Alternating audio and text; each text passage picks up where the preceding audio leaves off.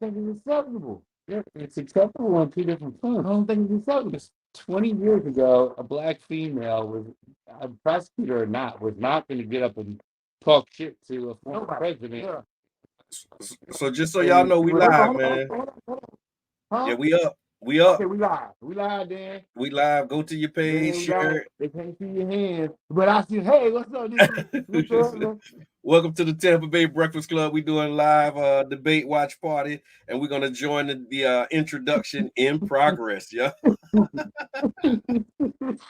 Get ready. Get ready. Let me unmute so we can hear what they're talking about over there. Here now. Here we go. And Lindsay Davis. You gonna come back in between breaks. Good evening, I'm David Muir, and thank you for joining us for tonight's ABC News presidential debate. We want to welcome viewers watching on ABC and around the world tonight. Vice President Kamala Harris and President Donald Trump are just moments away from taking the stage in this unprecedented race for president. And I'm Lindsay Davis. Tonight's meeting could be the most consequential event of their campaigns, with Election Day now less than 2 months away. For Vice President Kamala Harris, this is her first debate since President Biden withdrew from the race on July 21st. Of course, that decision followed his debate against President Donald Trump in June. Since then, this race has taken on an entirely new dynamic. And that brings us to the rules of tonight's debate. 90 minutes with 2 commercial breaks. No topics or questions have been shared with the campaigns. The candidates will have 2 minutes to answer questions, and this is the clock. That's what they'll be seeing. 2 minutes for rebuttals and 1 minute for follow-ups, clarifications, or responses. Their microphones will only be turned on when it's their turn to speak. No pre-written notes allowed. There is no audience here tonight in this hall at the National Constitution Center. This is an intimate setting for 2 candidates who have never met. President Trump won the coin toss. He chose to deliver the final closing statement of the evening. Vice President Harris selected the podium to the right. So let's now welcome the candidates to the stage. Vice President Kamala Harris and President Donald Trump.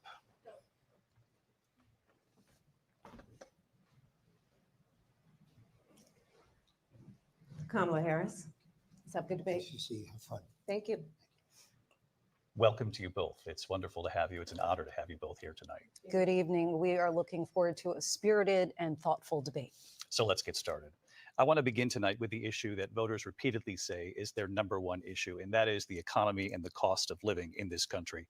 Vice President Harris, you and President Trump were elected 4 years ago, and your opponent on the stage here tonight often asks his supporters, are you better off than you were 4 years ago?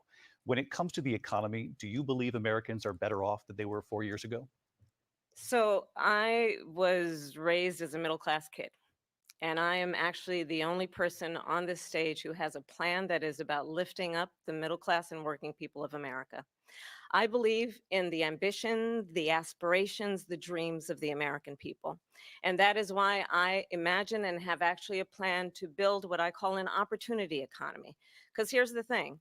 We know that we have a shortage of homes and housing, and the cost of housing is too expensive for far too many people. We know that young families need support to raise their children, and I intend on extending a tax cut for those families of $6,000, which is the largest child tax credit that we have given in a long time, so that those young families can afford to buy a crib, buy a car seat, buy clothes for their children. My passion, one of them, is small businesses. My mother raised my sister and me, but there was a woman who helped raise us. We call her our second mother. She was a small business owner. I love our small businesses. My plan is to give a $50,000 tax deduction to start up small businesses, knowing they are part of the backbone of America's economy. My opponent, on the other hand, his plan is to do what he has done before, which is to provide a tax cut for billionaires and big corporations, which will result in $5 trillion to America's deficit. My opponent has a plan that I call the Trump's sales tax, which would be a 20% tax on everyday goods that you rely on to get through the month.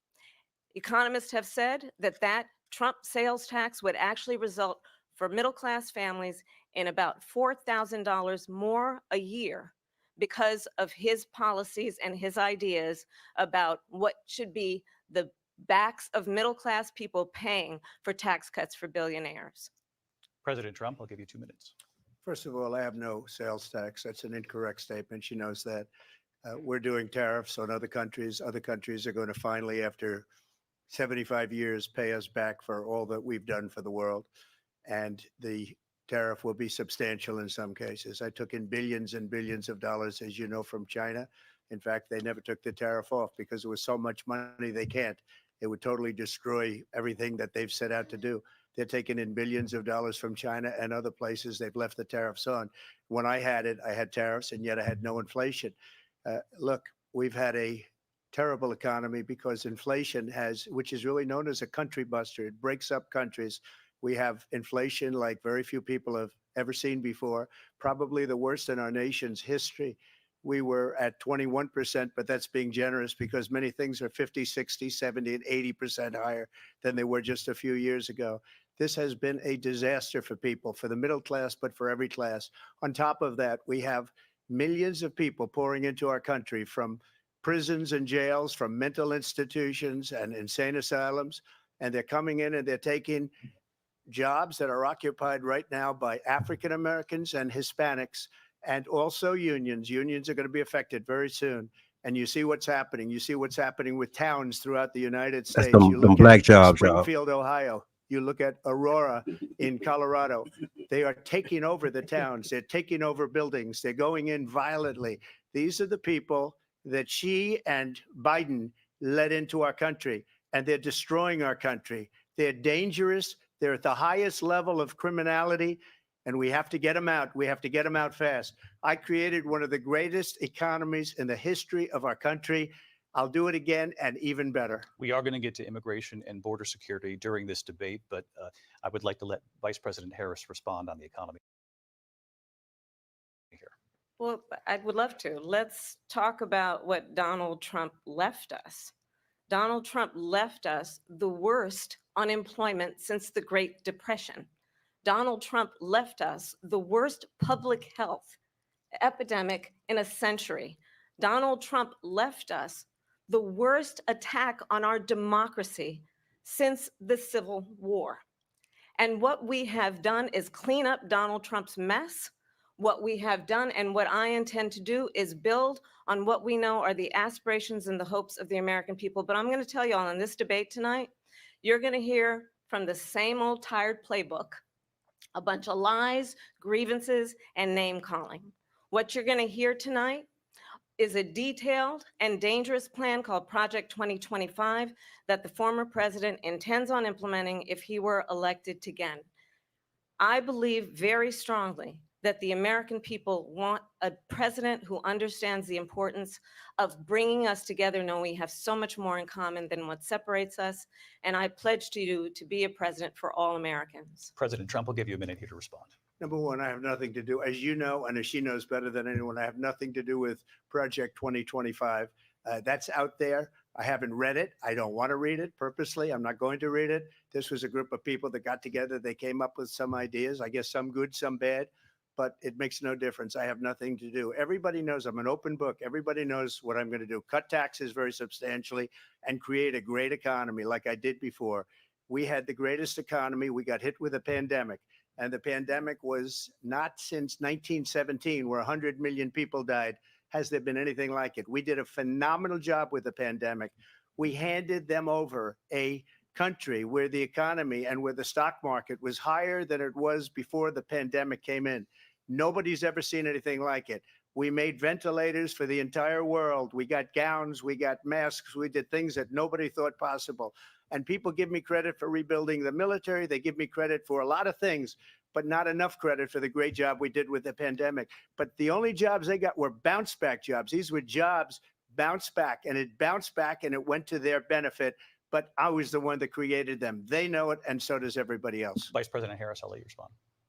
So Donald Trump has no plan for you. And when you look at his economic plan, it's all about tax breaks for the richest people.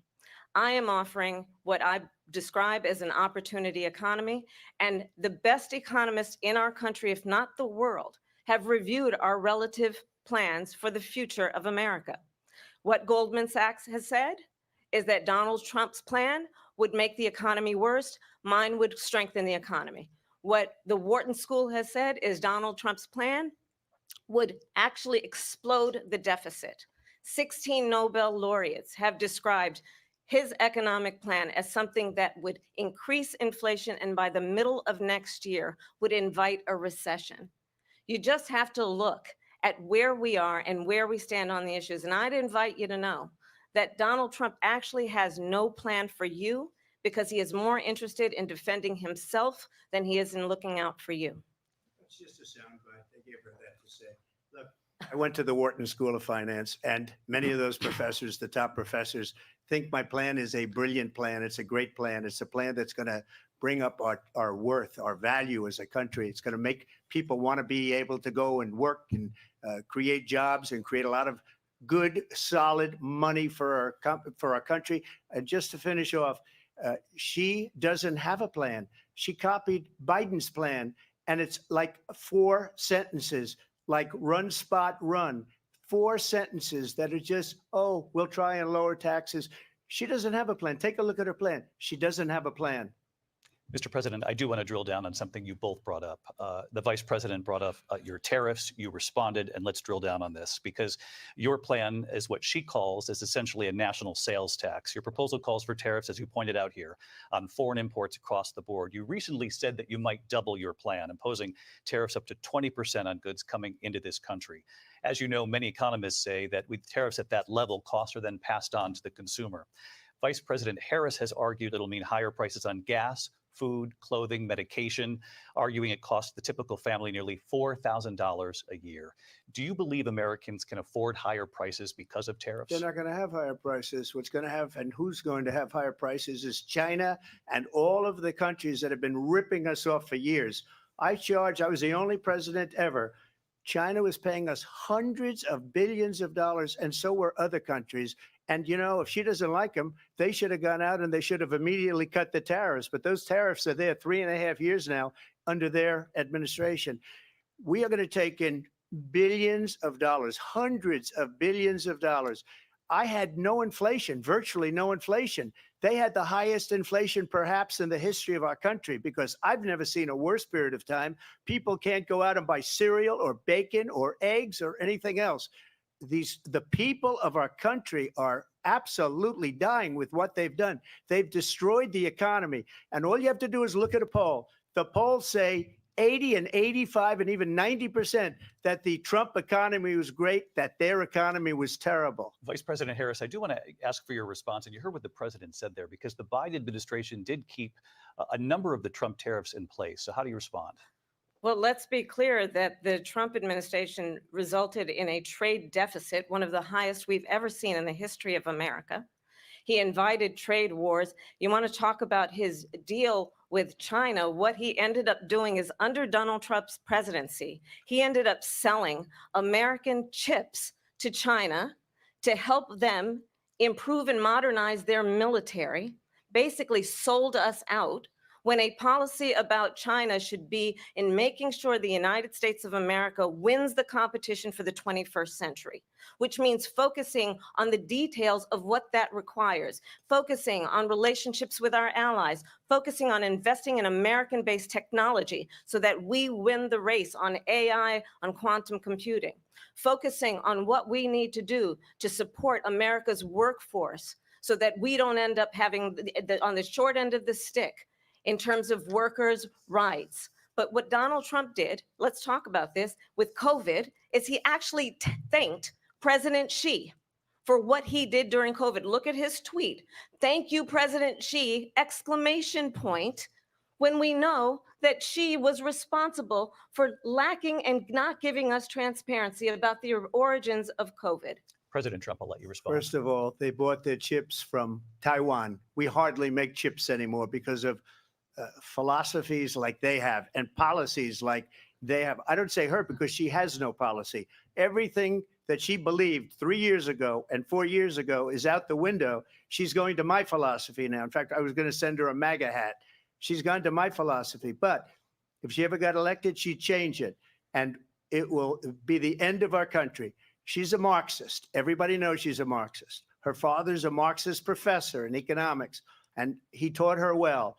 But when you look at what she's done to our country, and when you look at these millions and millions of people that are pouring into our country monthly, where it's, I believe, 21 million people, not the 15 that people say, and I think it's a lot higher than the 21.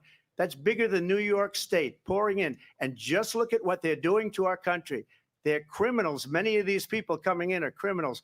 And that's bad for our economy, too. You know, you mentioned before, we'll talk about immigration later. Well, bad immigration is the worst thing that can happen to our economy.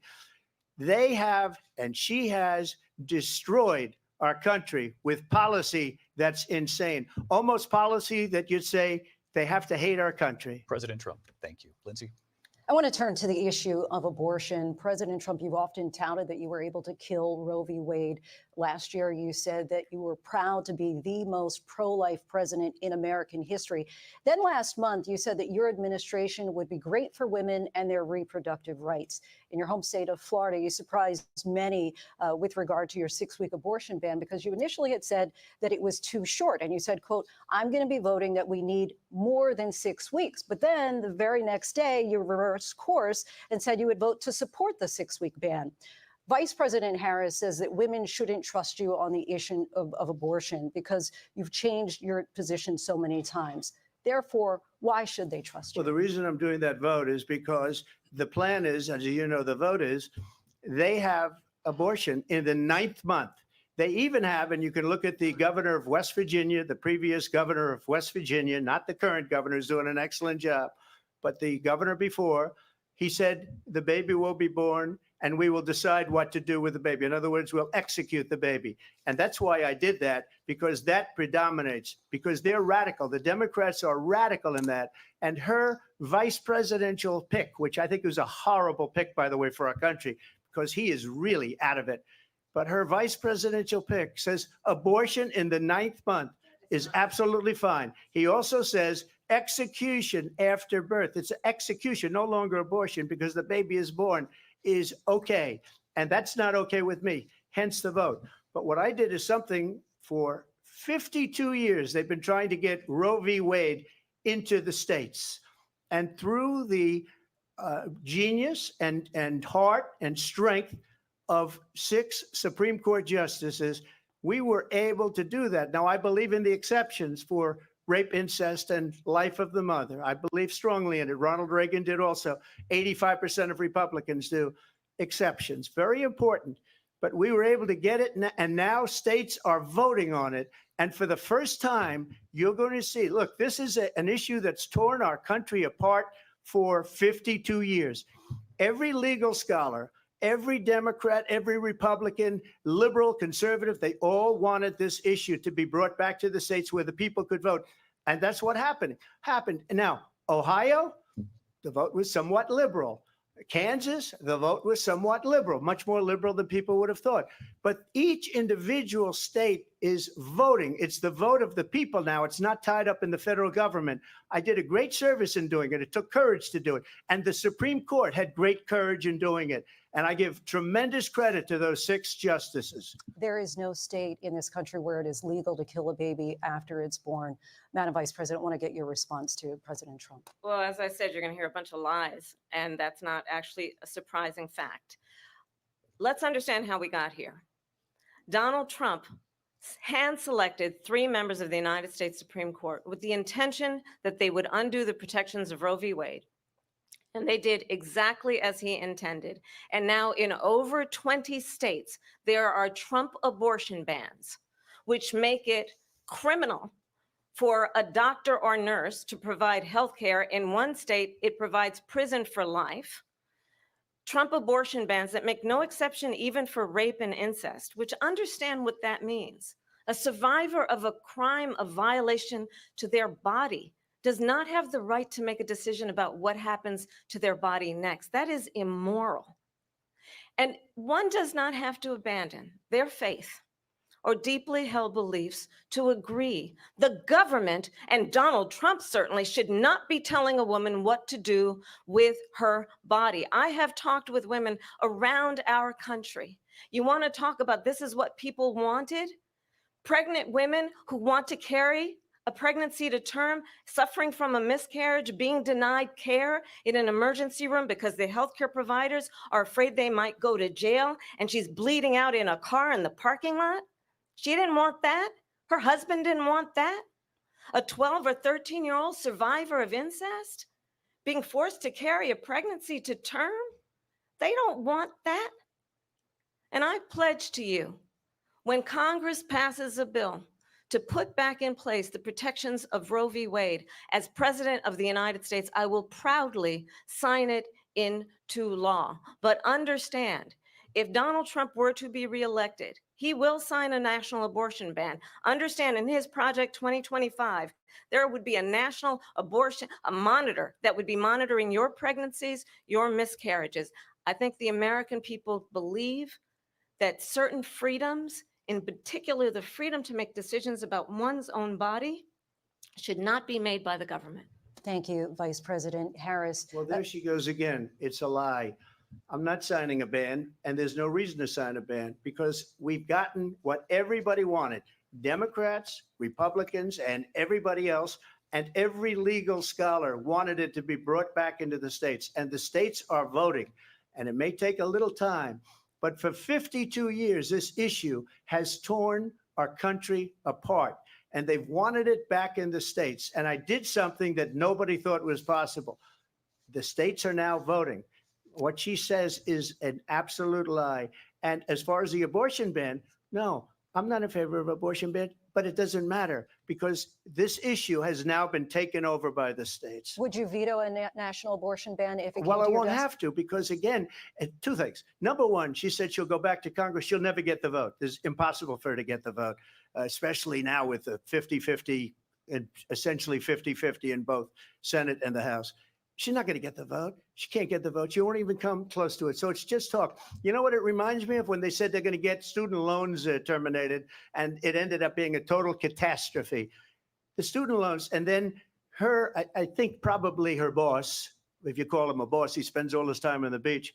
But look, her boss went out and said, we'll do it again. We'll do it a different way. And he went out, got rejected again by the Supreme Court. So all these students got taunted with this whole thing about this whole idea, and how unfair that would have been. Part of the reason they lost to the millions and millions of people that had to pay off their student loans. They didn't get it for free, but they were saying it's the same way that they talked about that they talk about abortion. But if I could just get a yes or no, because your running mate, J.D. Vance, has said that you would veto it if it did come to your desk. Well, I didn't discuss it with J.D. In all fairness, J.D., and I don't mind if he has a certain view, but I think he was speaking for me, but I really didn't. Look, we don't have to discuss it because she'd never be able to get it, just like she couldn't get student loans. They couldn't get student loans. They didn't even come close to getting student loans. They taunted young people and a lot of other people that had loans. They can never get this approved. So it doesn't matter what she says about going to Congress. So wonderful. Let's go to Congress, do it. But the fact is that for years, they wanted to get it out of Congress and out of the federal government. And we did something that everybody said couldn't be done. And now you have a vote of the people on abortion. Vice President Harris, I want to give you your time to respond, but I do want to ask, would you support any restrictions on a woman's right to an abortion? I absolutely support reinstating the protections of Roe v. Wade. And as you rightly mentioned, nowhere in America is a woman carrying a pregnancy to term and in asking for an abortion. That is not happening. It's insulting to the women of America. And understand what has been happening under Donald Trump's abortion bans.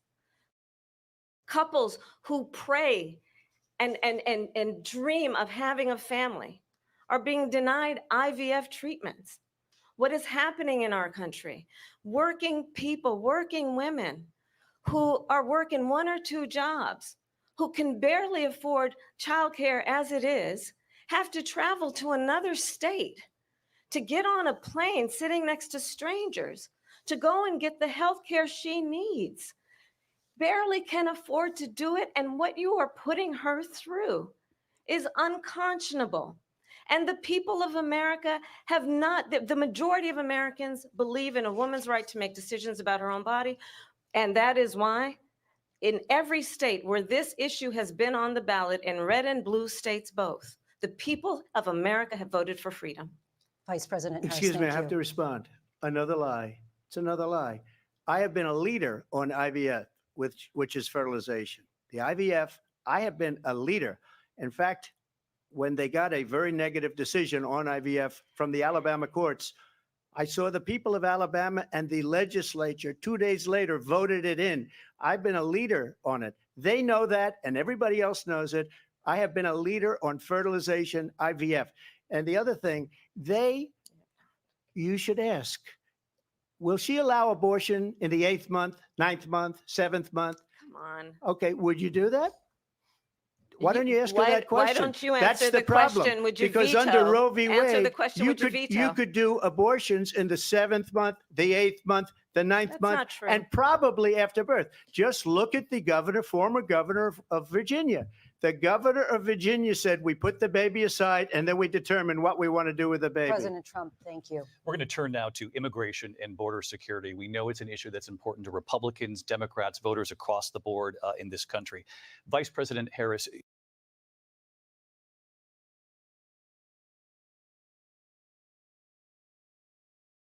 All right, what y'all thinking, brothers? Unmute yourself. I'm glad that was a good one. Yeah. So what you thinking? So thoughts, Right, so- reactions. So first, especially on that instant we were just talking about it, they're going back and forth, and they're talking about like how they feel about it. But we're thinking here that they ain't really going there. Going on the actual issue. Yeah, they pulling punches. Okay. Yeah. Right now, Kamala's debating. She's pulling everything against Trump. Trump is mostly hitting his points and only referring back to her here and there. Okay. All right. Let's go back. Hey, you were welcome to tasked the with bar. President Biden with getting to the root causes of migration from Central America. You're We know behind that him. illegal border crossings reached a record high in the Biden administration. This past June, President Biden imposed tough new asylum restrictions. We know the numbers since then have dropped significantly. But my question to you tonight is, why did the administration wait until 6 months before the election to act? And would you have done anything differently from President Biden on this? So I'm the only person on this stage who has prosecuted transnational criminal organizations for the traffic. United States Congress, including some of the most conservative members of the United States Senate, came up with a border security bill, which I supported.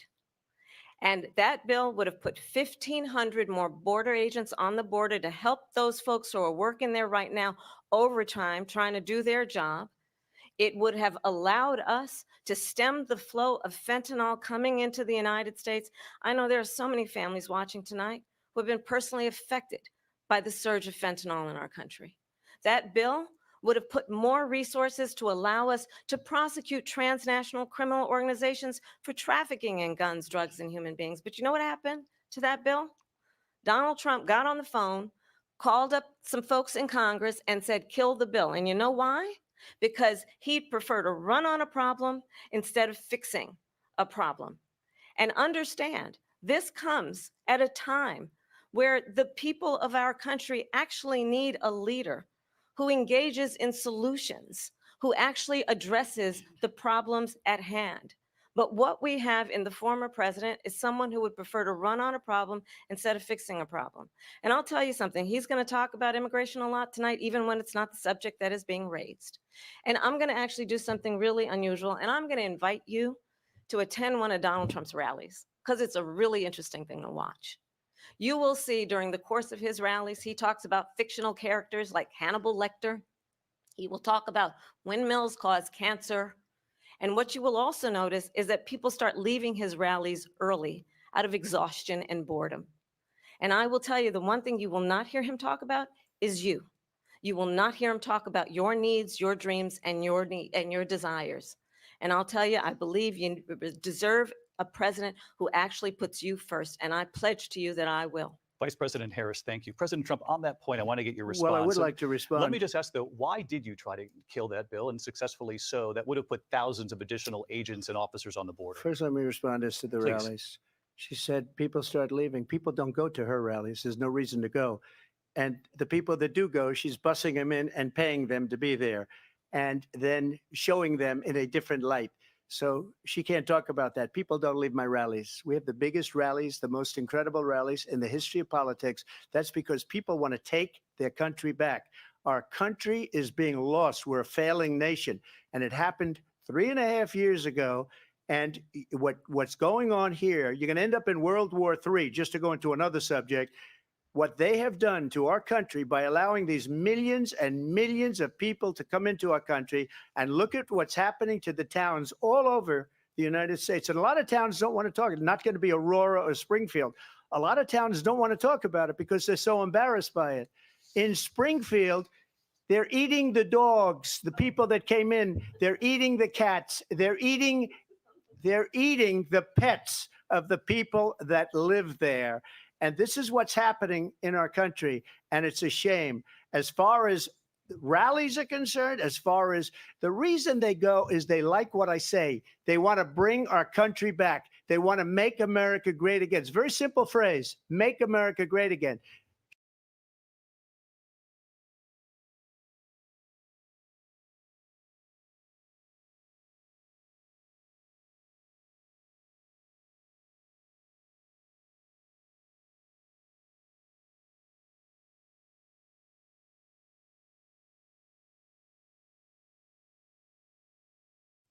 I think we might have lost the connection, but I don't know what's happening with the connection, y'all. So we're gonna have to refresh. But while we got a break, King Jab, we want to welcome you to the conversation, man. What you seeing, what you hearing, what you thinking about what you're seeing. Did we lose Mr. Edmund? Oh, there you go. There you go. You back. Oh, let me add Jab, you in. What you thinking? Let me see if I can refresh, because I think we might have lost our connection. Yeah, refresh. Okay, there we go. If you're in school, you know how insane it is to read books like this. But with Speechify, we solved this problem because it can read anything. They won't let us be. That's the picture, right? But no, I want to say that I think right now the debate is head on head. It's almost who got the last word. Now, that's what you think. It's been so back and forth. It started out her only debating about him and him. Yeah, and I agree with that. Now he's starting to fall into her game.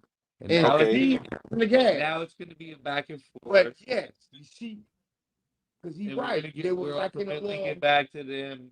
It's going to come back to name calling. They was in a little. Go ahead, Brother John. No, I'm trying to get the stream up. So while it's still working, Jab, you got some thoughts, man? What you seeing? You muted, yeah. There you go. No comment, man. No comment, man. Who you think is winning right now? Any clip? Man, I had a pretty distraction. I was kind of watching it on the TV and muted on here, so I was a little bit ahead. But hey, man, listen, it's just kind of weird right now, bro. Everything seems weird, and trying to figure out if they talking to each other or talking to us. Right. like where's this thing going? Who we talking? What you talking about, Willis? That's one of the like, yeah, that's what I'm seeing right now, bro. They just talking to each other. They just fight with each other. So what the? It's nothing for any of us. He literally look like CNN having some issues, man. But it's all right. We ain't got no issues. Yeah, we ain't got none at all. Go to Fox News. Let me find another source, right? so while we find a source, man. Epistemology. That was you go back to the wherever you thought you heard it from, then ask where they got it from. Ask where they got it from. What's called a historiology? Epistemology. It's the study of where you got your knowledge from. About it. Yeah. Epistemology. Who that's you? Walker. Hey, and know what? I want to just take this time to say I Okay. want to thank all the viewers who have been watching the Tampa Bay Breakfast Club. This Tampa Bay Breakfast Club after dark. We might say a couple cuss words. Yeah. We not on the radio. This Yeah. is not politically correct, but we being adults. But, and I thank y'all for joining us and being a part of this ride we on. Did you say Tampa Bay Breakfast Club after dark? Right. No, hey, listen. That's a disclaimer. I used to call it. As Dan posts something around, I think we back. So we going on ABC. Y'all. Address we what back. we need to do about the housing shortage, which I have a plan for. Address what we must do to support our small businesses. Address bringing down the price of groceries. Frankly, the American people are exhausted with this same old tired playbook. Vice President Harris, thank you. Excuse me. Every one of those cases was started by them against their political opponent. And I'm winning most of them, and I will win the rest on appeal. And you saw that with the decision that came down just recently from the Supreme Court. I'm winning most of them. But those are cases, it's called weaponization. Never happened in this country. They weaponized the Justice Department. Every one of those cases was involved with the DOJ, from Atlanta and Fani Willis to the Attorney General of New York and the DA in New York. Every one of those cases. And then they say, oh, he's a criminal. They're the ones that made them go after me. By the way, Joe Biden was found essentially guilty on the documents case. And what happened in my documents case? They said, oh, that's the toughest of them all. A complete and total victory. 2 months ago, it was thrown out. It's weaponization, and they used it, and it's never happened in this country.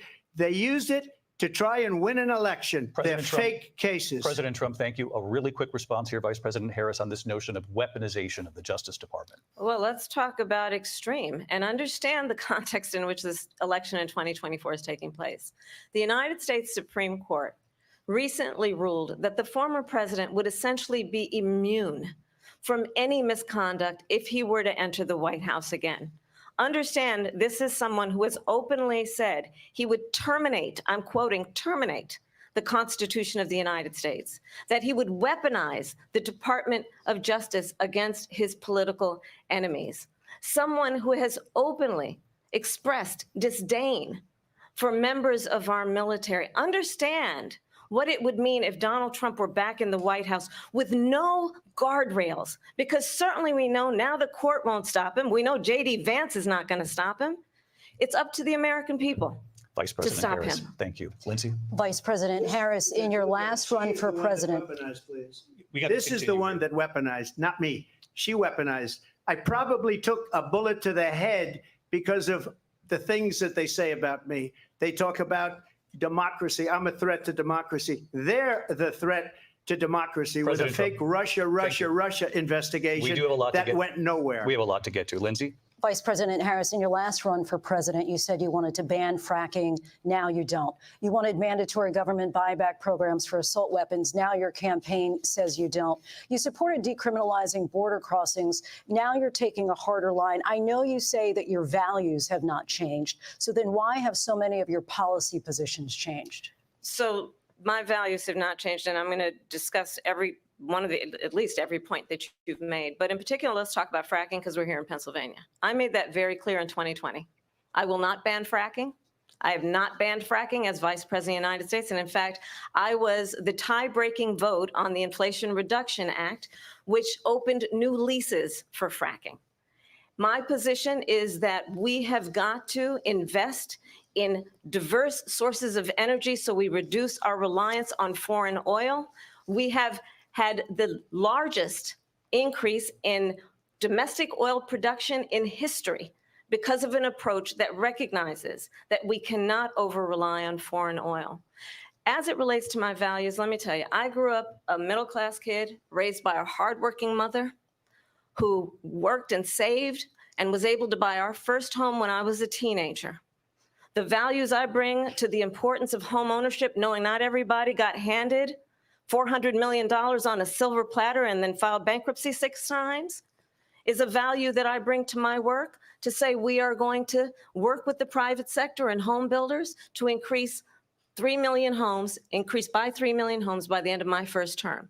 My work that is related to having a friend when I was in high school who was sexually assaulted by her stepfather. And my focus then on protecting women and children from violent crime is based on a value that is deeply grounded in the importance of standing up for those who are most vulnerable.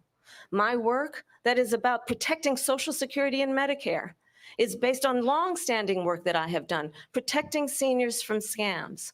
My values have not changed. And what is important is that there is a president who actually brings values and a perspective that is about lifting people up and not beating people down and name calling.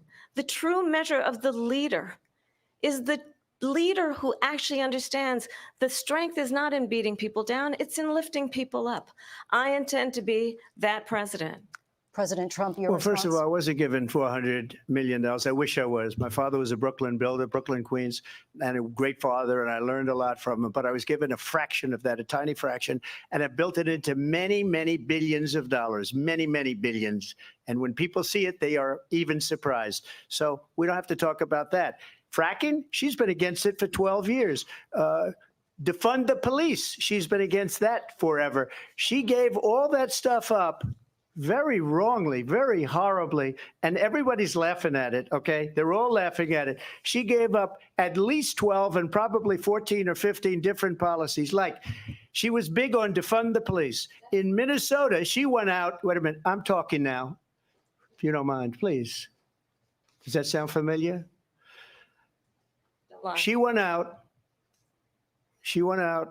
in Minnesota and wanted to let criminals that killed people, that burned down Minneapolis, she went out and raised money to get them out of jail.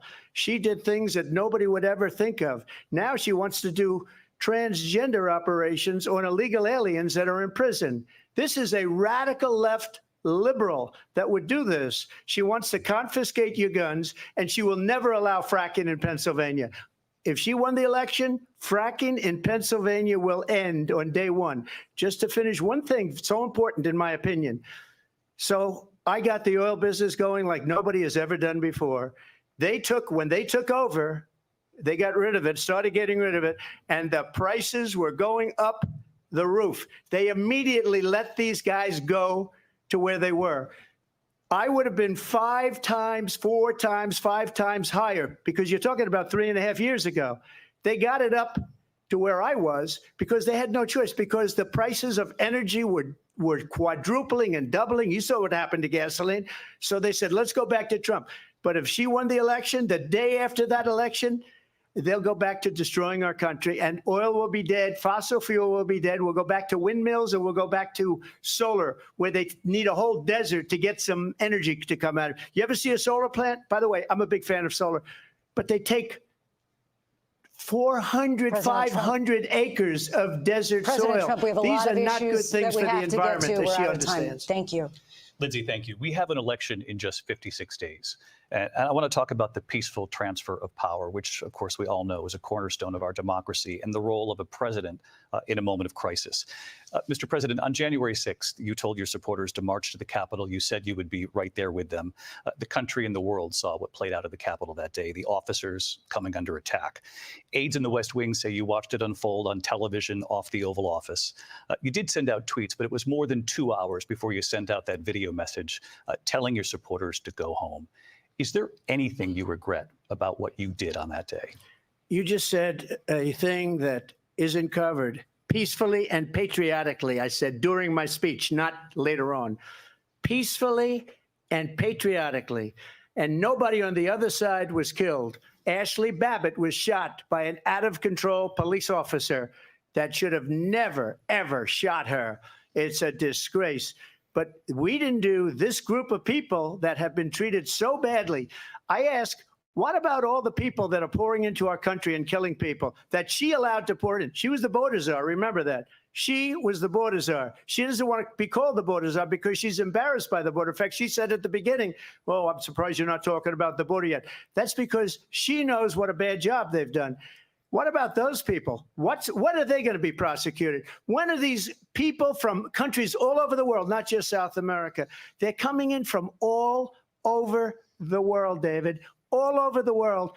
And crime rates are down all over the world because of it. But let me just one ask of you- those, David, one of those people are going to be prosecuted. One of the people that burned down Minneapolis is going to be prosecuted. Or in Seattle, they went into Seattle. They took over a big percentage of the city of Seattle. One of those people are going to be prosecuted. But let me just ask You might ask her that question. You were the president. You were watching it unfold on television. It's a very simple question as we move forward toward another election. Is there anything you regret about what you did on that day? Yes or no? I had nothing to do with that other than they asked me to make a speech. I showed up for a speech. I said, I think it's going to be big. I went to Nancy Pelosi and the mayor of Washington, D.C., and the mayor put it back in writing, as you know. I said, you know, this is going to be a very big rally or whatever you want to call it. And again, it wasn't done by me. It was done by others. I said, I'd like to give you 10,000 National Guard or soldiers. They rejected me. Nancy Pelosi rejected me. It was just 2 weeks ago. Her daughter has a tape of her saying she is fully responsible for what happened. They want to get rid of that tape. It would have never happened if Nancy Pelosi and the mayor of Washington did their jobs. I wasn't responsible for security. Nancy Pelosi was responsible. She didn't do her job. The question was about you as president, not about former Speaker Pelosi. But I do want Vice President Harris to respond here. I was at the Capitol on January 6th. I was the vice president-elect. I was also an acting senator. I was there. And on that day, the president of the United States incited a violent mob to attack our nation's capital, to desecrate our nation's capital. On that day, 140 law enforcement officers were injured, and some died. And understand, the former president has been indicted and impeached for exactly that reason. But this is not an isolated situation. Let's remember Charlottesville, where there was a mob of people carrying tiki torches, spewing anti-Semitic hate. And what did the president then at the time say? There were fine people on each side. Let's remember that when it came to the Proud Boys, a militia, the president said, the former president said, stand back and stand by. So for everyone watching who remembers what January 6th was, I say, we don't have to go back. Let's not go back. We're not going back. It's time to turn the page. And if that was a bridge too far for you, well, there is a place in our campaign for you to stand for country, to stand for our democracy, to stand for rule of law, and to end the chaos, and to end the approach that is about attacking the foundations of our democracy because you don't like the outcome. And be clear on that point. Donald Trump, the candidate, has said in this election there will be a bloodbath if this and the outcome of this election is not to his liking. Let's turn the page on this. Let's not go back. Let's chart a course for the future and not go backwards to the past. Let me just follow up here. It was a different term, and it was a term that related to energy because they have destroyed our energy business. That was where bloodbath was. Also, on Charlottesville, that story has been, as you would say, debunked. Laura Ingraham, Sean Hannity, Jesse, all of these people, they covered it. If they go an extra sentence, they will see it was perfect. It was debunked in almost every newspaper, but they still bring it up, just like they bring 2025 up. They bring all of this stuff up. I ask you this, you talk about the Capitol. Why are we allowing these millions of people to come through on the southern border? How come she's not doing anything? And I'll tell you what I would do, and I would be very proud to do it. I would say we would both leave this debate right now. I'd like to see her go down to Washington, D.C. during this debate because we're wasting a lot of time. Go down to, because she's been so bad, it's so ridiculous. Go down to Washington, D.C. and let her sign a bill to close up the border because they have the right to do it. They don't need bills. They have the right to do it. The president of the United States, you'll get him out of bed. You'll wake him up at 4 o'clock in the afternoon. Right. You'll say, come on down to the office. Let's sign a bill. If he signs a bill that the border is closed, all he has to do is say it to the Border Patrol, who are phenomenal. If they do that, the border is closed. Mr. Those President, people are killing many people, unlike J6. We talked immigration here tonight. I do want All right, y'all. What y'all thinking? Give me some reactions. You gotta unmute. You gotta unmute.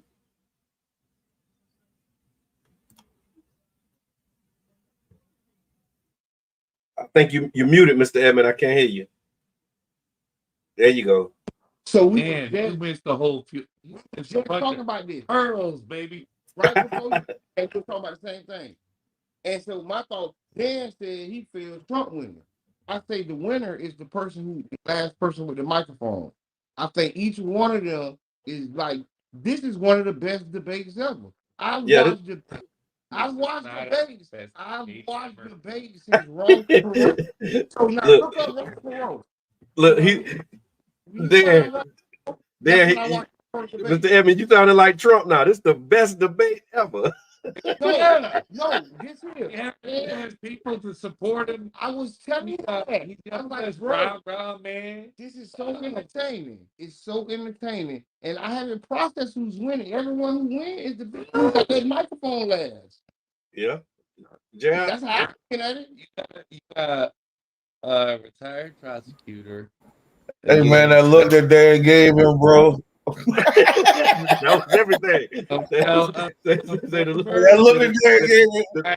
A black female prosecutor, like I said earlier, against the white male felon. And let's go back. Let's go back.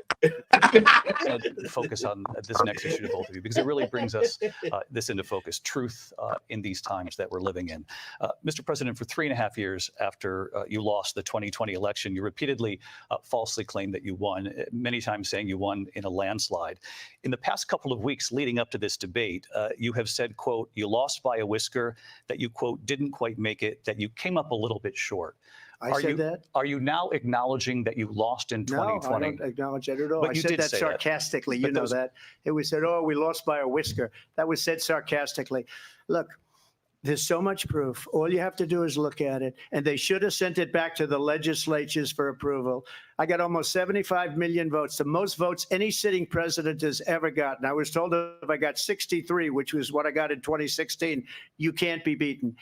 The election, people should never be thinking about an election as fraudulent. We need two things. We need walls, and we have to have it. We have to have borders, and we have to have good elections. Our elections are bad. And a lot of these illegal immigrants coming in, they're trying to get them to vote. They can't even speak English. They don't even know what country they're in practically. And these people are trying to get them to vote. And that's why they're allowing them to come into our country. I did watch all of these pieces of video. I didn't detect the sarcasm, lost by a whisker. We didn't quite make it. And we should just point out here as clarification, and you know this, you and your allies, 60 cases in front of many judges, many of them No Republican, judge looked at it. and said They there was said no we didn't have widespread fraud. standing. That's the other thing.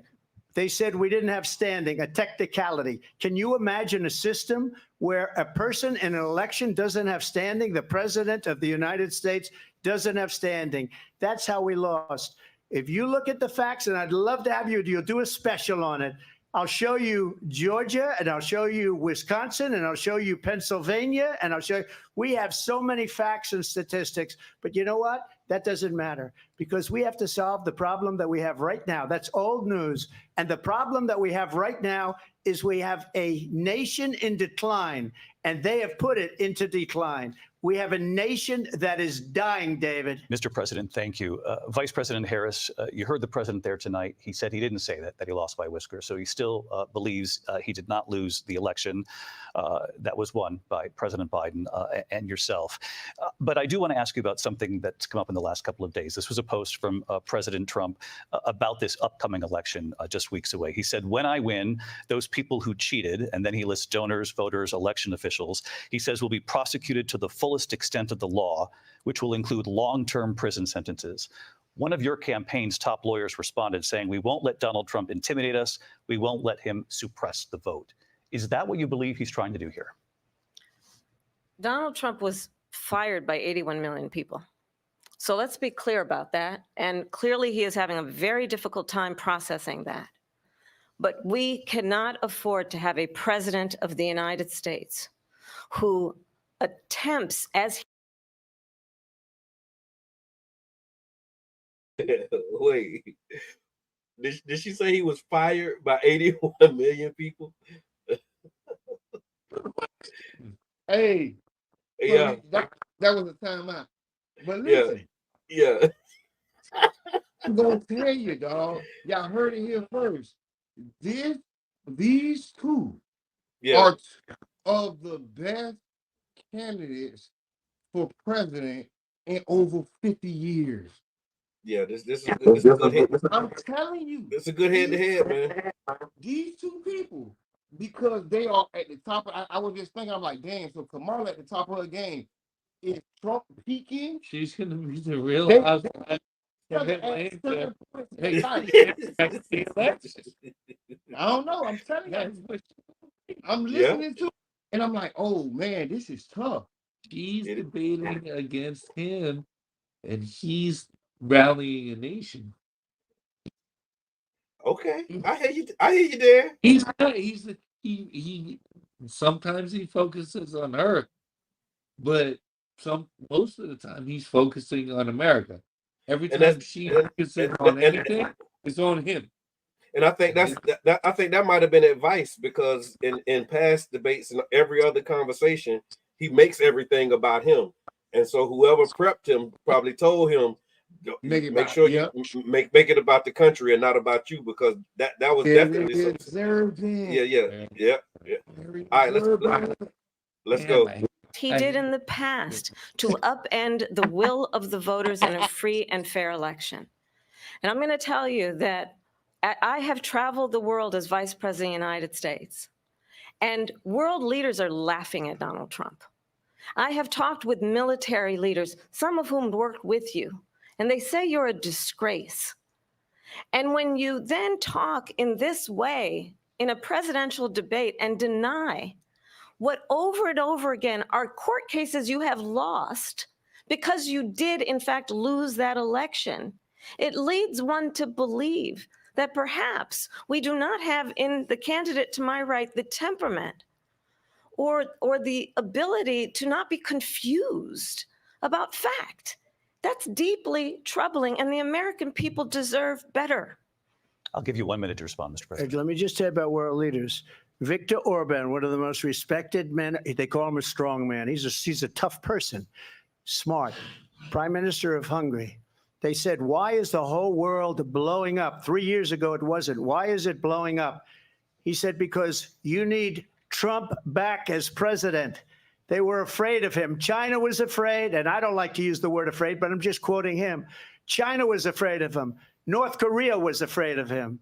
Look at what's going on with North Korea, by the way. He said Russia was afraid of him. I ended the Nord Stream 2 pipeline, and Biden put it back on day one, but he ended the XL pipeline. The XL pipeline in our country, he ended that. But he let the Russians build a pipeline going all over Europe and heading into Germany, the biggest pipeline in the world. Look, Viktor Orban said it. He said the most respected, most feared person is Donald Trump. We had no problems when Trump was president. But when this weak, pathetic man that you saw at a debate just a few months ago, that if he weren't in that debate, he'd be running instead of her. She got no votes. He got 14 million votes. What you did, you talk about a threat to democracy. He got 14 million votes, and they threw him out of office. And you know what? I'll give you a little secret. He hates her. He can't stand her. But Mr. he President. got 14 million votes. They threw him out. She got 0 votes. And when she ran, she was the first one to leave because she failed. And now she's running. I don't understand it, but Mr. I'm President, okay with it Mr. because President, your time I is up. think we're Thank going to you. do very well. We've got a lot more to get to. Turning now Yes. to the Israel-Hamas war and the hostages who are still being held, Americans among them. Vice President Harris, in December, you said, quote, Israel has a right to defend itself, but you added, quote, it matters how, saying international humanitarian law must be respected. Israel must do more to protect innocent civilians. You said that 9 months ago. Now an estimated 40,000 Palestinians are dead. Nearly 100 hostages remain. Just last week, Prime Minister Benjamin Netanyahu said there's not a deal in the making. President Biden has not been able to break through the stalemate. How would you do it? Well, let's understand how we got here. On October 7, Hamas, a terrorist organization, slaughtered 1,200 Israelis. many of them young people who were simply attending a concert. Women were horribly raped. And so, absolutely, I said then, I say now, Israel has a right to defend itself. We would. And how it does so matters, because it is also true far too many innocent Palestinians have been killed, children, mothers. What we know is that this war must end. It must end immediately, and the way it will end is we need a ceasefire deal and we need the hostages out. And so we will continue to work around the clock on that. Work around the clock, also understanding that we must chart a course for a two-state solution. And in that solution, there must be security for the Israeli people and Israel, and in equal measure for the Palestinians. But the one thing I will assure you always, I will always give Israel the ability to defend itself, in particular as it relates to Iran and any threat that Iran and its proxies pose to Israel. But we must have a two-state solution where we can rebuild Gaza, where the Palestinians have security, self-determination, and the dignity they so rightly deserve. President Trump, how would you negotiate with Netanyahu and also Hamas in order to get the hostages out and prevent the killing of more innocent civilians in Gaza? If I were president, it would have never started. If I were president, Russia would have never, ever, I know Putin very well, he would have never, and there was no threat of it either, by the way, for 4 years, have gone into Ukraine and killed millions of people when you add it up, far worse than people understand what's going on over there. But when she mentions about Israel, all of a sudden, she hates Israel. She wouldn't even meet with Netanyahu when he went to Congress to make a very important speech. She refused to be there because she was at a sorority party of hers. She wanted to go to the sorority party. She hates Israel. If she's president, I believe that Israel will not exist within 2 years from now. And I've been pretty good at predictions, and I hope I'm wrong about that one. She hates Israel. At the same time, in her own way, she hates the Arab population because the whole place is going to get blown up. Arabs, Jewish people, Israel will be gone. It would have never happened. Iran was broke under Donald Trump. Now Iran has $300 billion because they took off all the sanctions that I had. Iran had no money for Hamas or Hezbollah or any of the 28 different spheres of terror, and they are. Go ahead, Mr. Edmond. I see you calling for a timeout. That was just Hitler. Listen, that Play was that crazy. back a little bit. Listen, that was crazy. What he just Which- said, Okay. it was crazy. Play it back about 30 seconds. Let's play it. And I'm telling you right now, that was Hitler. Man, that was crazy, dog. He was crazy. What are you talking about? you say you want to hear that again, Dan? Will always give Israel the ability to defend itself, in particular as it relates to Iran and any threat that Iran and its proxies pose to Israel. But we must have a two-state solution where we can rebuild Gaza, where the Palestinians have security, self-determination, and the dignity they so rightly deserve. President Trump, how would you negotiate with Netanyahu Right here. and also Hamas Right in here. order to get the hostages No, out right and back. prevent the killing of more innocent civilians in Gaza? If I were president, it would have never started. Okay. If I were president, Russia would have never, ever, I know Putin very well, he would have never, and there was no threat of it either, by the way, for 4 years, have gone was into that? Ukraine and killed millions of people when you add it up, far worse than people understand what's going on over there. But when she mentions about Israel, all of a sudden, she hates Israel. She wouldn't even meet with Netanyahu when he went to Congress to make a very important speech. She refused to be there because she was at a sorority party of That hers. was a little She wanted to right go to there. the sorority Hold on. party. That's when it started. She hates Israel. If she's president, I believe that Israel will not exist within 2 years from now. And I've been pretty good at predictions, and I hope I'm wrong about that one.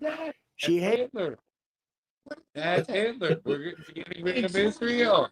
In 2 years, Israel will be gone. That was Hitler. That's what he said. You right. Hates Israel. He just shot me. And, he- and we should have shot me, right? Because everybody else just kept going and nobody thought about that. That Wow. was crazy, That was bro. Hitler right there. Wow. At the same time, in her own way, She hates the Arab population because the whole place is going to get blown up. Arabs, Jewish people, Israel will be gone. It would have never happened. Iran was broke under Donald Trump. Now Iran has $300 billion because they took off all the sanctions that I had. Iran had no money for Hamas or Hezbollah or any of the 28 different spheres of terror. And they are spheres of terror, horrible terror. They had no money. It was a big story, and you know it. You covered it very well, actually. They had no money for terror. They were broke. Now they're a rich nation. And now what they're doing is they're spreading that money around. Look at what's happening with the Houthis and Yemen. Look at what's going on in the Middle East. This would have never happened. I will get that settled and fast, and I'll get the war with Ukraine and Russia ended. If I'm president-elect, I'll get it done before even becoming president. Vice President Harris, he says you hate Israel. That's absolutely not true. I have my entire career and life supported Israel and the Israeli people. He knows that. He's trying to, again, divide and distract from the reality, which is it is very well known that Donald Trump is weak and wrong on national security and foreign policy. It is well known that he admires dictators, wants to be a dictator on day one, according to himself. It is well known that he said of Putin that he can do whatever the hell he wants and go into Ukraine. It is well known that he said when Russia went into Ukraine, it was brilliant. It is well known he exchanged love letters with Kim Jong-un. And it is absolutely well known that these dictators and autocrats are rooting for you to be president again because they're so clear. They can manipulate you with flattery and favors. And that is why so many military leaders who you have worked with have told me you are a disgrace. That is why we understand that we have to have a president who is not consistently weak and wrong on Vice national President security, Harris. including the importance of upholding and respecting in highest regard our military. Vice President Harris, thank you. They're the ones, and she's the one that caused it, that's weak on national security by allowing every nation last month for the year, 168 different countries sending people into our country. Their crime rates are way down. Putin endorsed her last week, said, I hope she wins. And I think he meant it because what he's gotten away with is absolutely incredible. It wouldn't have happened with me. The leaders of other countries think that they're weak and incompetent, and they are. They're grossly incompetent. And I just ask one question. Why does Mr. Edmond, you calling for a timeout? I see you. What? No, we were just talking about just the outfit and how they dress, right? Okay, okay. It's a great image. And I'm saying that she is dressed like a woman still, but she's presidential with the little, blazer, and she got her flag on. And then when you look, he got his flag the same spot, but he has his red tie, which is kind of his credit. Yeah. You feel me? That's his time. That's their flag. You feel me? He got his flag on. She doesn't wear a tie. If she had a tie, it would have been blue. If she would have had it, but if she would have had a tie, female vote, she would have put on something that a female would wear. That's the blouse. That's why I say that shirt is kind of like a blouse. Looking at this screen right there, she's dressed like a We're going back. does Biden go in and kill the Keystone Pipeline and approve the single biggest deal that Russia's ever made, Nord Stream 2, the biggest pipeline anywhere in the world going to Germany and all over Europe, because they're weak and they're ineffective.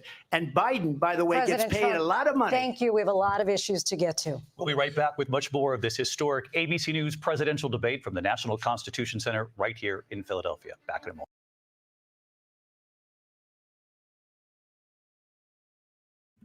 All right, so far, what you thinking, y'all? Hold on, Jab, go, because we got so much to say over here. He broadcast live for the El Casa, Dan at Gasto. Yeah. And for Yeah, those we who live. join, those who joining us, we actually what did you say? This is Tampa Bay Breakfast Club After Dark. Yeah. Yeah. So Yeah. this is parental discretion is a vibe. Expression. Expression. He just hit the word. The word expression. And parental Expression. King Jab, what you seeing, man? What's your thoughts on what you're seeing? Look,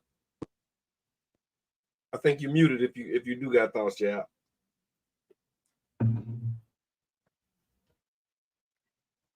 Jab, you there? He there, but maybe he can't hear us. He's there. We can't hear him though. So Yep. This is what I want in life. This would Okay. be the greatest thing. Like, if that was Aisha right now and I just couldn't hear her. Look, you just changed the whole subject. And look, you smart enough to say it under your breath too. You see, he been talking loud. He been talking loud all night. Window at the main house, bring it back here and see what he said.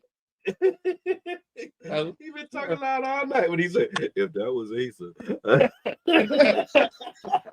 he got his radio voice on.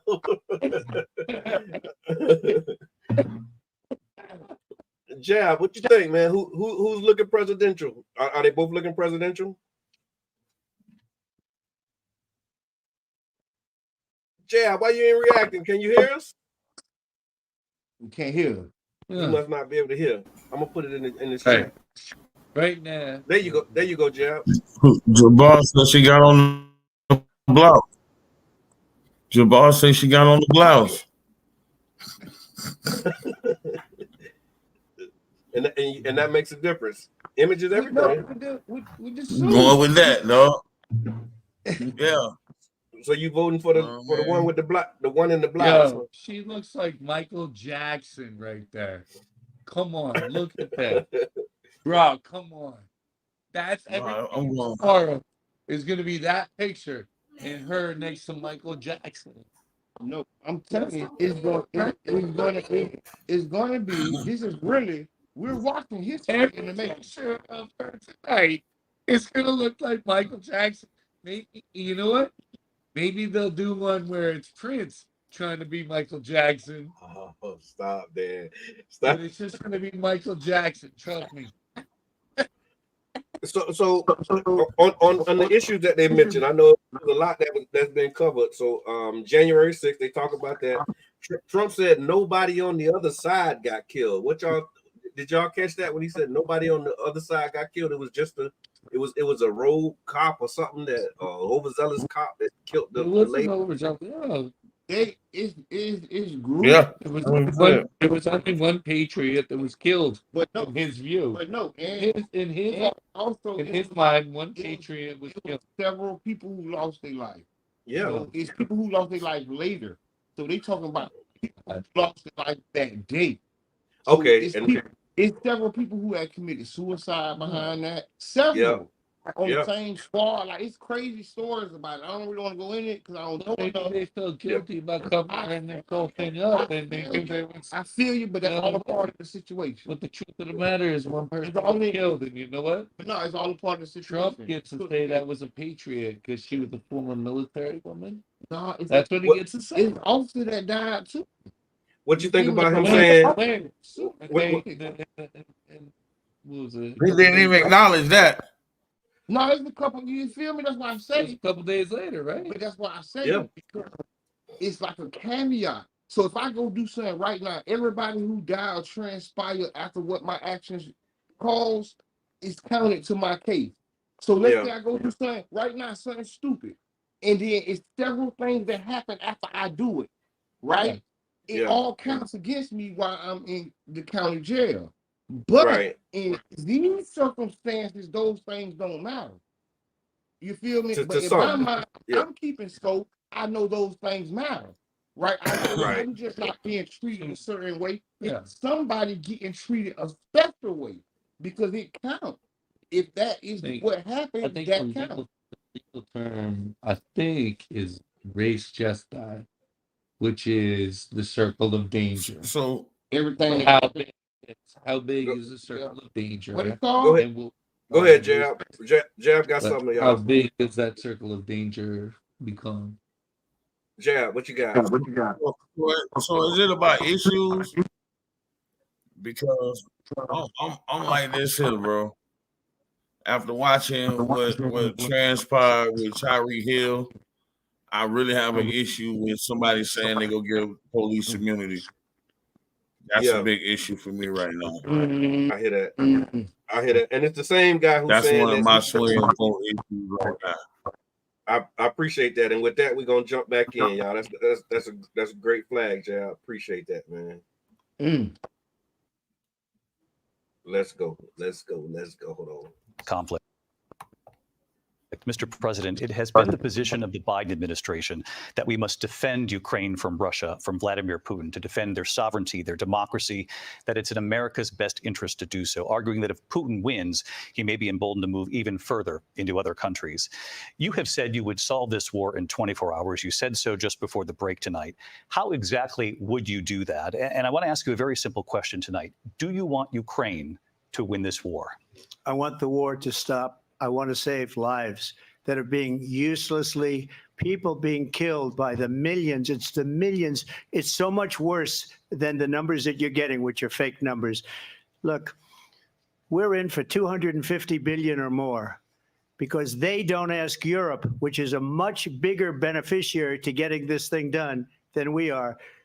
They're in for $150 billion less because Biden and you don't have the courage to ask Europe like I did with NATO. They paid billions and billions, hundreds of billions of dollars when I said, either you pay up or we're not going to protect you anymore. So that's maybe one of the reasons they don't like me as much as they like weak people. But you take a look at what's happening. We're in for 250 to 275 billion. They're into 100 to 150. They should be forced to equalize. With that being said, I want to get the war settled. I know Zelensky very well, and I know Putin very well. I have a good relationship, and they respect your president, okay? They respect me. They don't respect Biden. How would you respect him? Why? For what reason? He hasn't even made a phone call in 2 years to Putin, hasn't spoken to anybody. They don't even try and get it. That is a war that's dying to be settled. I will get it settled before I even become president. If I win, when I'm president-elect, and what I'll do is I'll speak to one, I'll speak to the other, I'll get them together. That war would have never happened. And in fact, when I saw Putin after I left, unfortunately left because our country has gone to hell. But after I left, when I saw him building up soldiers, he did it after I left. I said, oh, he must be negotiating. It must be a good, strong point of negotiation. Well, it wasn't, because Biden had no idea how to talk to him. He had no idea how to stop it. And now you have millions of people dead, and it's only getting worse, and it could lead to World War III. Don't kid yourself, David. We're playing with World War III, and we have a president that we don't even know if where is our president? We don't even know if he's a president. And just to clarify they here. threw him out of a campaign like a dog. We don't even know. Is he our president? But we have a president, Mr. President, that doesn't know he's alive. Your time is up. Just to clarify in the question, do you believe it's in the U.S. best interest for Ukraine to win this war, yes or no? I think it's the U.S. best interest to get this war finished and just get it done. All right. Negotiate a deal, because we have to stop all of these human lives from being destroyed. I want to take this to Vice President Harris. I want to get your thoughts on support for Ukraine in this moment, but also as Commander-in-Chief, if elected, how would you deal with Vladimir Putin, and would it be any different from what we're seeing from President Biden? Well, first of all, it's important to remind the former president, you're not running against Joe Biden, you're running against me. I believe the reason that Donald Trump says that this war would be over within 24 hours is because he would just give it up.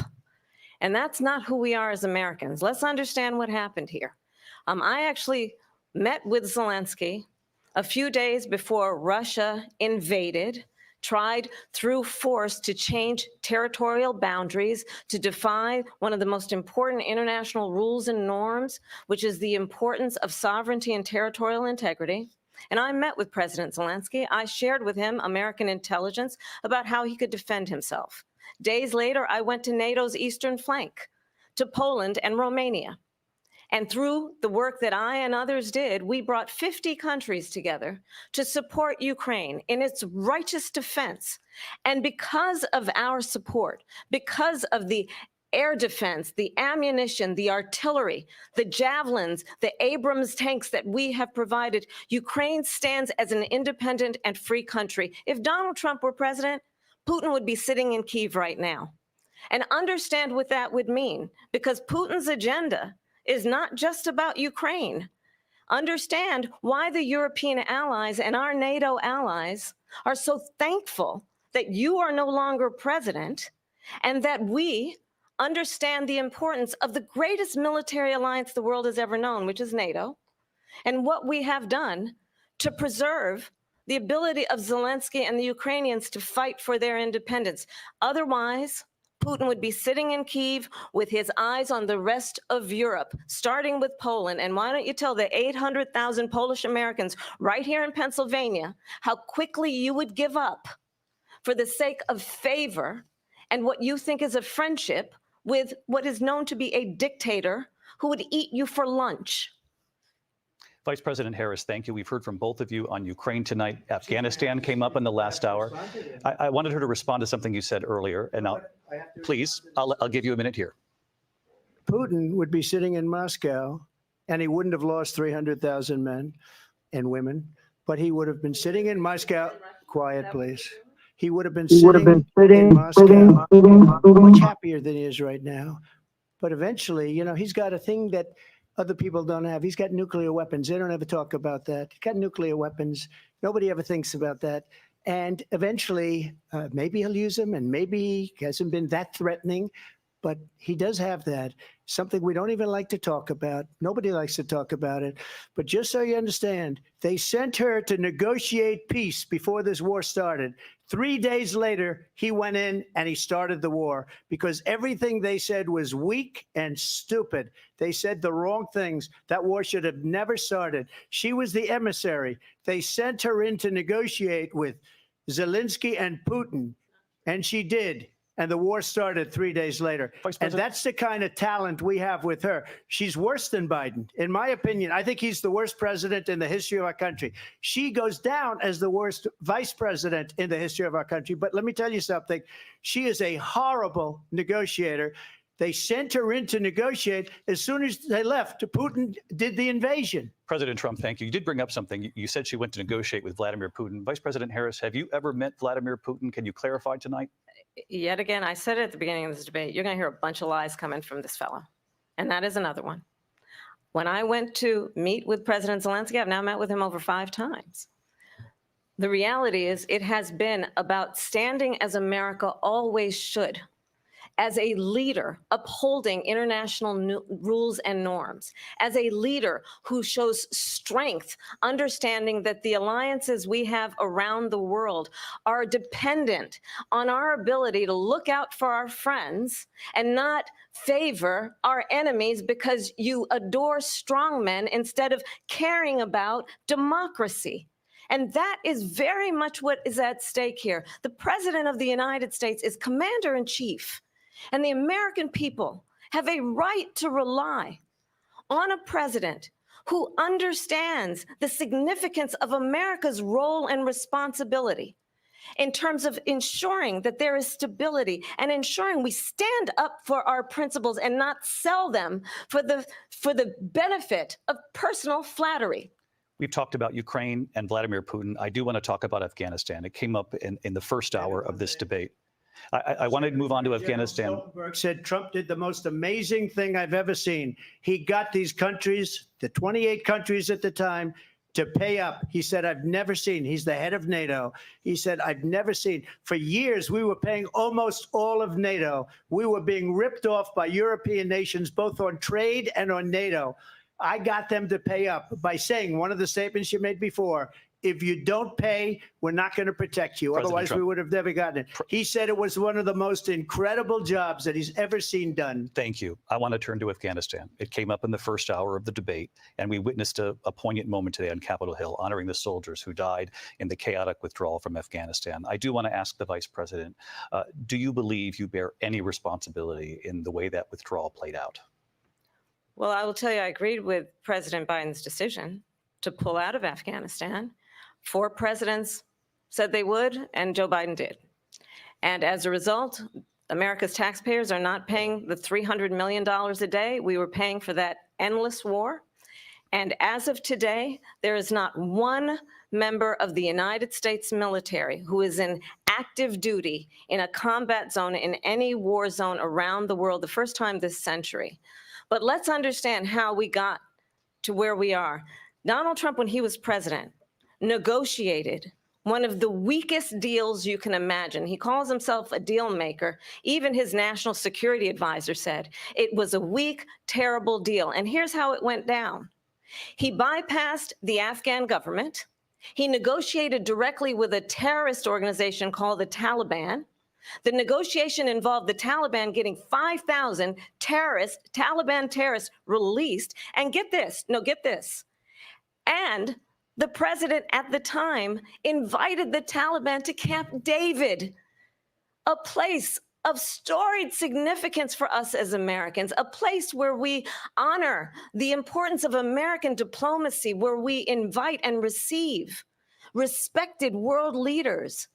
And this former president, as president, invited them to Camp David because he does not again appreciate the role and responsibility of the President of the United States to be commander-in-chief with a level of respect. And this gets back to the point of how he has consistently disparaged and demeaned members of our military, fallen soldiers, and the work that we must do to uphold the strength and the respect of the United States of America around the world. Vice President Harris, thank you. President Trump. Brothers.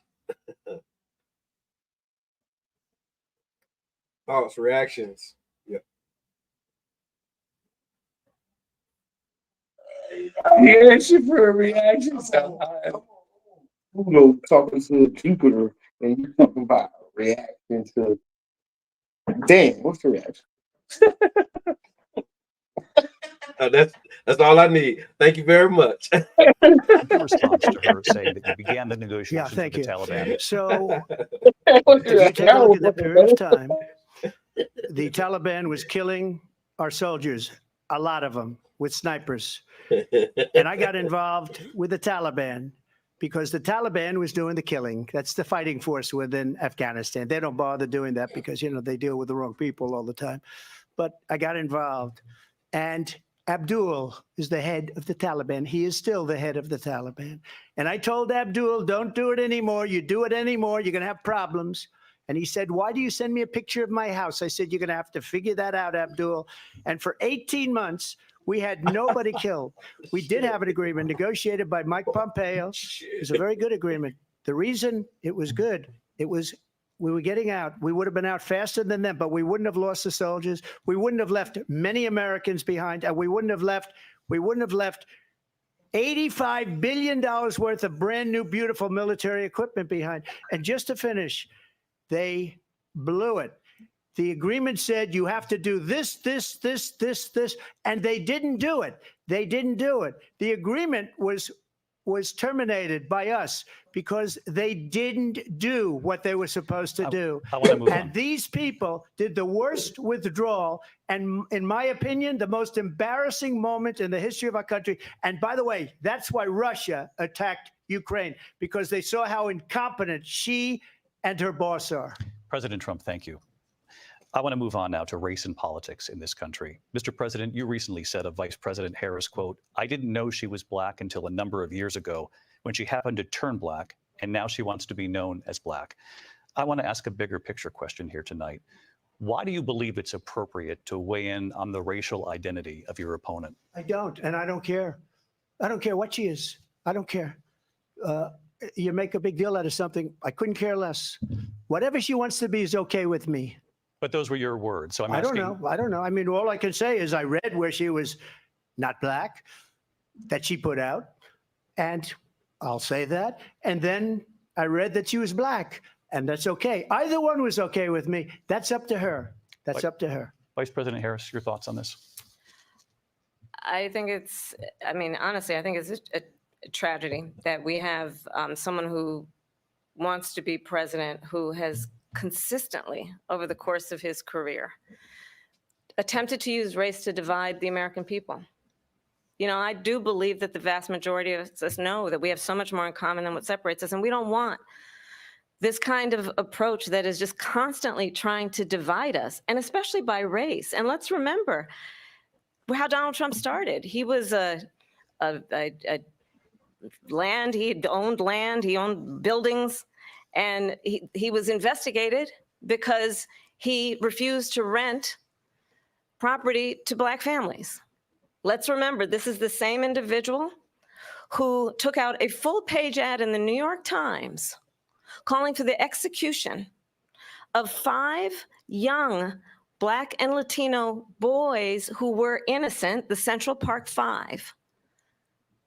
Took out a full-page ad calling for their execution. This is the same individual who spread birther lies about the first Black president of the United States. And I think the American people want better than that, want better than this, want someone who understands, as I do, I travel our country. We see in each other a friend. We see in each other a neighbor. We don't want a leader who is constantly trying to have Americans point their fingers at each other.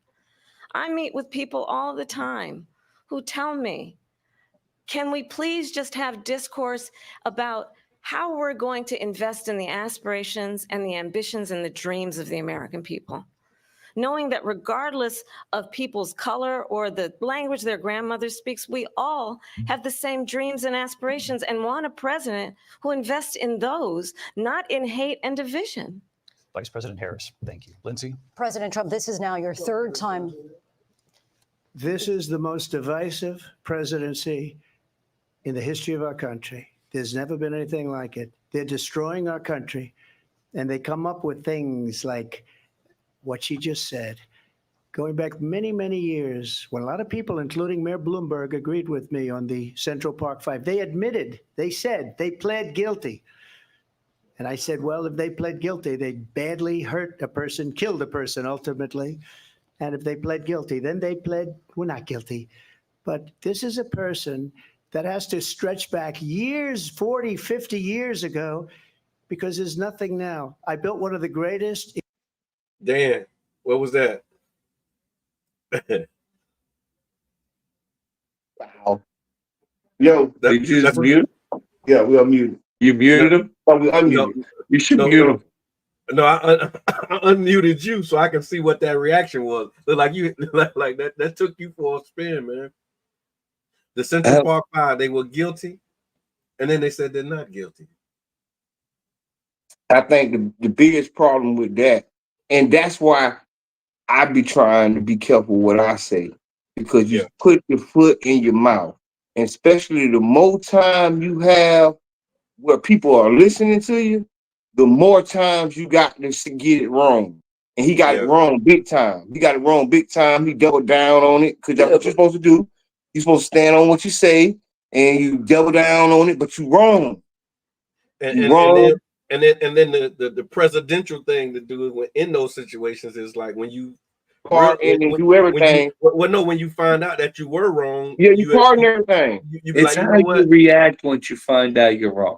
There you go. At the time when he said what he said, it was like a drop dead case. They knew they won.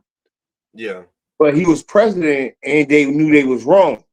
So okay, let's say back then they knew they thought they was right. Okay, so he was president and they knew them boys hadn't did that. Right. And he had a chance to pardon them or kind of correct it or do whatever. He wasn't president. Yeah, he had 4 years. He had 4 years. He had 4. And he pardoned Lil Wayne and Kodak Black. Yeah, what he's He saying is part in Lil Wayne. So the He Central part Park, in Lil Wayne the and Central Kodak Park Black, crew. and he didn't do them. If I'm wrong, I'm wrong. I might be and wrong. real quick, Tonio put in the chat with her response. He was asking, what does her response have to do with the question? Because I think the moderator kind of threw her alley oop, you know, but then she started going into the Central Park Five and those other pieces too. Oh, Instead but of she like, a prosecutor. So we Okay. was already talking about that. She a prosecutor. So But she's going she's for in a old particular shit she's in a particular to be situation accusatory. because she has Bringing up old sheriffs. stuff. She has sheriffs who are behind her. She has other prosecutors all behind her. So she's walking a certain kind of line. Okay, And that makes and sense. she also walking the social justice line.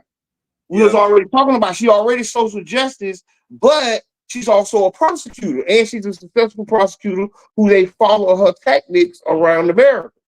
Right. All right, let's go back. Oh, that way. Economies in the history of the world, and I'm going to build it again. It's going to be bigger, better, and stronger. But they're destroying our economy. They have no idea what a good economy is. Their oil policies, every single policy. And remember this, she is Biden. You know, she's trying to get away from Biden. I don't know the gentleman, she says. She is Biden. The worst inflation we've ever had, a horrible economy because inflation has made it so bad, and she can't get away with that. Thank you. Your time is up. I want to respond to that, though. I want to just respond briefly. Clearly, I am not Joe Biden, and I am certainly not Donald Trump. And what I do offer is a new generation of leadership for our country, one who believes in what is possible, one who brings a sense of optimism about what we can do instead of always disparaging the American people.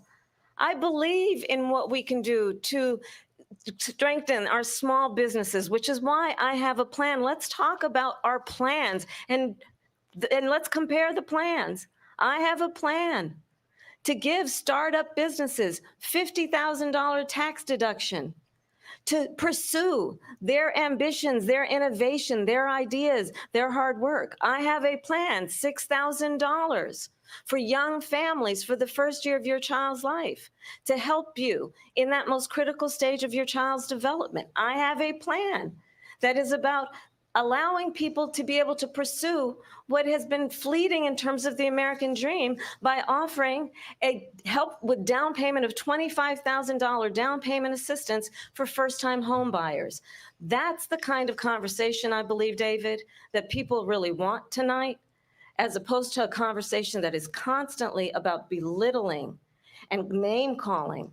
Let's turn the page Vice President and move Harris, forward. thank you. Let's turn to policy. President Let's turn Trump, back we to have policy. to move on. President Trump. Let's turn to policy, She has please. a plan to defund the police. She has a plan to confiscate everybody's gun. President Trump, she we has do a have to plan move to on to not other allow issues. fracking in Pennsylvania or anywhere else. Okay. Thank you, That's Mr. what her President. plan is until just recently. I just need Lindsay, to go ahead. respond President because Trump, the President former Trump, president has said no, I'm something sorry. twice that I need to No, respond to. I'm sorry. I We're just going need to move on, respond Vice one President time Harris. to what he has President said Trump, this multiple is times. now your Yes. third time running for president. You have long vowed to repeal and replace the Affordable Care Act, also known as Obamacare. You have failed to accomplish that. You now say you're going to keep Obamacare, quote, unless we can do something much better. Correct. Last month, you said, quote, we're working on it. So tonight, 9 years after you first started running, do you have a plan, and can you tell us what it is? Obamacare was lousy health care, always was. It's not very good today. And what I said, that if we come up with something, and we are working on things, we're going to do it and we're going to replace it. But remember this, I inherited Obamacare because Democrats wouldn't change it. They wouldn't vote for it. They were unanimous. They wouldn't vote to change it. If they would have done that, we would have had a much better plan than Obamacare. But the Democrats came up. They wouldn't vote for it. I had a choice to make when I was president. Do I save it and make it as good as it can be, never going to be great, or do I let it rot?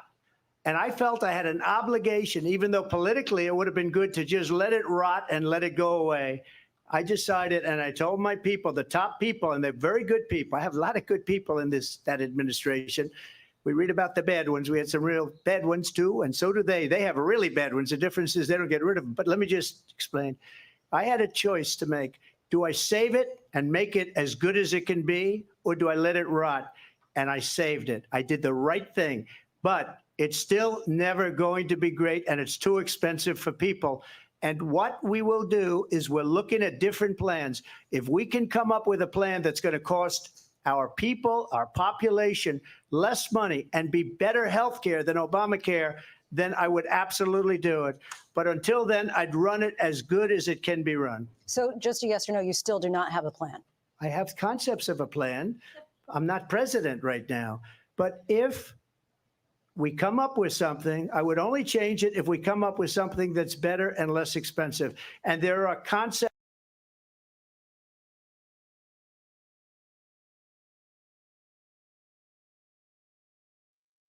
What? Jab, I seen you sit up in your chair. No. I would King. only change it if it was expensive. Let them keep talking. Okay, Come on, yes, sir. man. Concept We of also- a Hey, plan. he would only change it if it's less expensive. We were just talking about it, right? Okay. And I said, I know he kept the Obamacare running because I know people who, that also people don't know Obamacare took care of health in the community, but it also had financial opportunities, because people had to keep the Obamacare coming, people had to keep people coming in. So it was almost careers created around Obamacare, quote unquote, which people call Romney care or whatever. It was this plan that Obama implemented. But in the reality, Trump kept it going, but he underfunded it. Yes, he did. See, he cut it. And don't get me wrong, it kept going. He did not smash it. Right? But what he did, But what he cut was the Navigator program, the outreach, the that program got that people to the allowed program. people, yeah. And we also want to That- acknowledge and welcome Antonio Brown, T Brown, unapologetic to the ride. Thank you for joining the What's up with you? the Baby? watch party. Thank Welcome you to the ride. This is All Cafe right. Breakfast Club After Dark. Y'all can tune in. All right, we're going back in, y'all. Steps and options we have to do that. And you'll be hearing about it in the not too distant future. Vice President Harris, in 2017, you supported Bernie Sanders' proposal to do away with private insurance and create a government-run healthcare system. 2 years later, you proposed a plan that included a private insurance option. What is your plan today? Well, first of all, I absolutely support, and over the last 4 years as vice president, private healthcare options. But what we need to do is maintain and grow the Affordable Care Act. But I'll get to that, Lindsay. I just need to respond to a previous point that the former president has made. I've made very clear my position on fracking. And then this business about taking everyone's guns away. Tim Walz and I are both gun owners. We're not taking anybody's guns away. So stop with the continuous lying about this stuff. As it relates to the Affordable Care Act, understand, just look at the history to know where people stand. When Donald Trump was president, 60 times he tried to get rid of the Affordable Care Act. 60 times. I was a senator at the time when I will never forget the early morning hours when it was up for a vote in the United States Senate. And the late, great John McCain, who you have disparaged as being, you don't like him, you said at the time, because he got caught. He was an American hero. The late, great